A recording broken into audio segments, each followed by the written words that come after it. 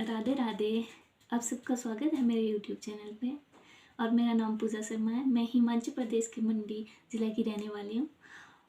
आज मैं आप सब लोगों के साथ अपनी किडनी ख़राब होने से किडनी ट्रांसप्लांट तक की जर्नी जो है शेयर करने वाली हूँ। जब मेरी किडनी ख़राब होने का मुझे पता चला तब मेरा क्रेटिनाइन 1.9 था और इसकी नॉर्मल रेंज 1.2 होती है। किडनी ख़राब होने से पहले मैंने 3 महीने पहले भी अपने टेस्ट करवाए थे, क्योंकि मेरे पेट में थोड़ा सा दर्द हुआ था। उसके कारण डॉक्टर ने मेरी किडनी और लीवर के टेस्ट लिखे थे। तो तब तो मेरा नॉर्मल रेंज था, मतलब सारे टेस्ट नॉर्मल थे। अचानक से मेरे फेस में धीरे धीरे स्वेलिंग आने लगी और पैरों में भी, वो भी कम से कम 1 या 2 हफ्ते से आ रही थी। तो उसको चेक करवाने के लिए मैं डॉक्टर के पास गई थी। तब डॉक्टर ने मेरे किडनी के और शुगर वगैरह सारे टेस्ट लिखे थे। उसमें बाकी तो सारे रेंज में था, सिर्फ क्रेटिनाइन थोड़ा सा बड़ा था और शुगर थोड़ा ज़्यादा था। उस टाइम बीपी भी थोड़ा ज़्यादा रह रहा था। शुगर 180 के पास था, वो भी खाली पेट। और बीपी 200 तक जा रहा था, नीचे वाला 110 तक जा रहा था। ये सारी चीज़ें मैंने इग्नोर कर दी। और स्वेलिंग के लिए मैंने सोचा शायद सोने की वजह से, जब नींद पूरी नहीं होती तब भी फेस पर स्वेलिंग आती है, शायद हो सकता है इसी कारण से। तब मैंने टेस्ट नहीं करवाए। जब टेस्ट करवाए तब मुझे पता चला, तो डॉक्टर ने मुझे बताया कि आपको अच्छे से नेफ्रोलॉजी वाले डॉक्टर से मिलना चाहिए। नेफ्रो के जो भी डॉक्टर है उनसे आप मिलिए और जो आपको बताते हैं। तो हम पीजीआई में नेफ्रो वाले डॉक्टरों से मिले। तब मुझे बिल्कुल भी आइडिया नहीं था कि मेरी किडनी ख़राब हो रही है। डॉक्टर ने मेरे को ये बताया कि ख़राब हो रही है, हुई नहीं है, और दवाइयों से भी ठीक हो सकती है। वैसे दवाइयों से बहुत कम चांस होते हैं ठीक होने के, जिसके मतलब बीपी की वजह से हो रही हो। तो अगर बीपी कंट्रोल में आ जाए तो किडनी ठीक भी हो सकती है। जब 5 दिन मेरे टेस्टों के लिए लग गए थे, उस बीच मेरे को बिल्कुल भी पता नहीं था कि कौन सी चीज़ खानी चाहिए, कौन सी चीज़ नहीं खानी चाहिए। और मैंने उस टाइम आम, केला, आलू, ये सारी चीज़ें और बाहर की चीज़ें भी 5 दिन मैंने खाई, क्योंकि हमारे रहने का भी पीजीआई में कहीं नहीं था, तो बाहर का खाना भी खाना पड़ रहा था जहाँ पर हम रुके थे। उसके बीच में क्रेटिनाइन धीरे धीरे उन चीज़ों से ज़्यादा बढ़ गया और सीधा 2 से 5 तक पहुंच गया। जब डॉक्टर ने देखा तो डॉक्टर ने मेरे को एडमिट होने के लिए बोल दिया था, और एक उन्होंने डायलिसिस बोली थी। जब उन्होंने एक टांग से डायलिसिस की थी तो मेरा क्रेटिनाइन एक ही डायलिसिस से 3 तक आ गया था।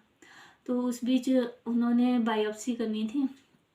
जैसे बायोप्सी कुछ लोगों को पता नहीं होगा, बायोप्सी मतलब एक किडनी का एक पीस निकालना होता है, मांस का पीस, जो सैंपल टेस्ट के लिए दिए जाना होता है कि किस कारण किडनी खराब हो रही है।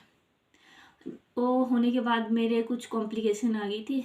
उसके बाद डॉक्टर ने मेरे को मना कर दिया था कि या तो डायलिसिस पे तो आप पूरा टाइम रह नहीं सकते हो, तो आप जल्दी से जल्दी ट्रांसप्लांट करवा दो। क्योंकि डायलिसिस एक मतलब इतनी अजीब सी जिसमें बंदा घबरा भी जाता है। और मेरी तो इतनी हालत ख़राब होती थी डायलिसिस में, जैसे मेरा बीपी कभी भी किसी भी डायलिसिस में कंट्रोल नहीं होता था। चाहे 2-2, 3-3 दवाइयाँ मेरे को देनी पड़ती थी खाने के लिए, वो भी मैं खाती थी।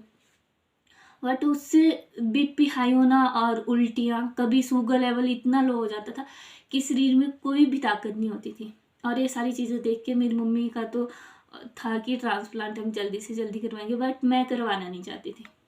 ना ही तो मैं ट्रांसप्लांट करवाना चाहती थी, ना ही तो मैं पिस्टूला बनाना चाहती थी। मेरे मन में यही था कि जब तक चलती है चलने दूँ, और डायलिसिस करवाऊँगी तो परमा कैसे ही करवाऊँगी, जितना भी टाइम करवाऊँगी। तो उस बीच 5-6 महीने के अंदर हम आयुर्वेदिक भी गए, वहाँ से पता नहीं कितनी दवाइयाँ खाई। मैंने बहुत सारी दवाई आयुर्वेदिक भी खाई, और उन आयुर्वेदिक दवाइयों के खाने से जो मेरे को ब्लड के इंजेक्शन लगते थे उनसे बिल्कुल भी ब्लड नहीं बन रहा था। मेरा ब्लड 5 तक पहुँच गया था। फिर उसके बाद हमने वो दवाइयाँ खाना बंद की। फिर हम फिर से डॉक्टर से मिले, तो उन्होंने मेरा ब्लड देखा। कहते हैं अगर ट्रांसप्लांट करवाना है तो ब्लड तो नहीं चढ़ाएंगे, तो आपको इंजेक्शन लगवाना पड़ेंगे। धीरे धीरे डायलिसिस करवा के यूरिन आना बंद हो गया। 2 महीने के बाद यूरिन बिल्कुल भी आना बंद हो गया। तो मेरी डायलिसिस हफ्ते में पहले 2 बार करते थे, फिर हफ्ते में 3 बार कर दी, और इंजेक्शन भी 10 के 3 बार कर दिए। और जिससे 1 महीने के अंदर ही मेरा ब्लड 13 ग्राम हो गया था। और ट्रांसप्लांट के लिए तो ब्लड बहुत ज़रूरी था और चढ़ाना बिल्कुल भी नहीं था, क्योंकि अगर ब्लड चढ़ाते तो ट्रांसप्लांट करवाने में फिर टाइम लग जाना था। और डॉक्टर ने इतने जल्दी जल्दी फिर मेरे सारे टेस्ट किए, जितने मम्मी के टेस्ट किए, क्योंकि मम्मी ने मेरे को किडनी दी है, मम्मी मेरे डोनर हैं। सारे टेस्ट करने के बाद फिर उन्होंने मेरा जितने भी थायराइड की प्रॉब्लम आ गई, फिर थायराइड कंट्रोल करना था, बीच में मम्मी के भी थायराइड हो गया, फिर सारी क्लियरेंस लेनी थी, उसके बाद ट्रांसप्लांट की प्रोसीजर होना था जो भी था। तो उस बीच मेरा वेट भी बहुत कम हो गया था, इतना कम मतलब मेरा वेट 42 था जब मैं बीमार हुई थी, तो मेरा वेट 32 हो गया था। मतलब ट्रांसप्लांट के टाइम मेरा 34 था, ट्रांसप्लांट के बाद मतलब 2-4 दिन में जो भी था, और 32 हो गया था। तो मैंने ये वीडियो इसलिए बनाई कि अगर आपके घर में किसी का भी बीपी बढ़ता है तो सब, या शुगर बढ़ता है, हम इन चीज़ों को धीरे धीरे इग्नोर करते रहते हैं। मैंने भी वही की, मैंने करवाया था बीच में बीपी चेक, तो मेरा थोड़ा सा ऊपर जाता था, तो मैं ऐसे ही मेडिकल शॉप में जाके मेडिसिन वालों से ऐसे ही मिल के वहाँ पर अपना बीपी चेक करवाया, तो कहते थे इतनी कम उम्र में थोड़ा इतना चल पड़ता है, मतलब 140, नीचे वाला ज़्यादा जाता था 90-92। तो मैंने उसको कंट्रोल करने की डॉक्टर को दिखाया नहीं, और बीपी कंट्रोल नहीं है। इसमें सबसे मेन बात होती है बीपी और शुगर कंट्रोल। अगर बीपी हमारा कंट्रोल रहता है तो धीरे धीरे हमारी किडनी ठीक भी हो सकती है। इसमें बीपी और शुगर का कंट्रोल होना बहुत ज़रूरी है। फिर उसके बाद जैसे जैसे मेरा बीपी कंट्रोल होता रहा, मेरा क्रेटिनाइन भी थोड़ा कम होता रहा डायलिसिस से। जिस दिन मेरा ट्रांसप्लांट होना था शायद उस दिन तो मेरा क्रेटिनाइन 2 पहुंच गया था डायलिसिस करवा के। तो फिर सारा प्रोसीजर के बाद हमने ट्रांसप्लांट ही सोचा था।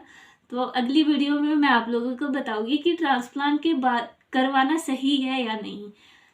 उसमें मैं आपको अपना ट्रांसप्लांट के बाद का एक्सपीरियंस बताऊंगी, या ट्रांसप्लांट के एक दिन का पहले का जो भी मेरा प्रोसीजर रहा था, वो सारी बातें मैं आपको अगली वीडियो में शेयर करूंगी, क्योंकि वीडियो बहुत लंबी हो जाएगी। तो जो जिसने भी मेरा चैनल सब्सक्राइब नहीं किया है, प्लीज़ चैनल को सब्सक्राइब कर देना। थैंक यू, धन्यवाद। मिलते हैं नेक्स्ट वीडियो में।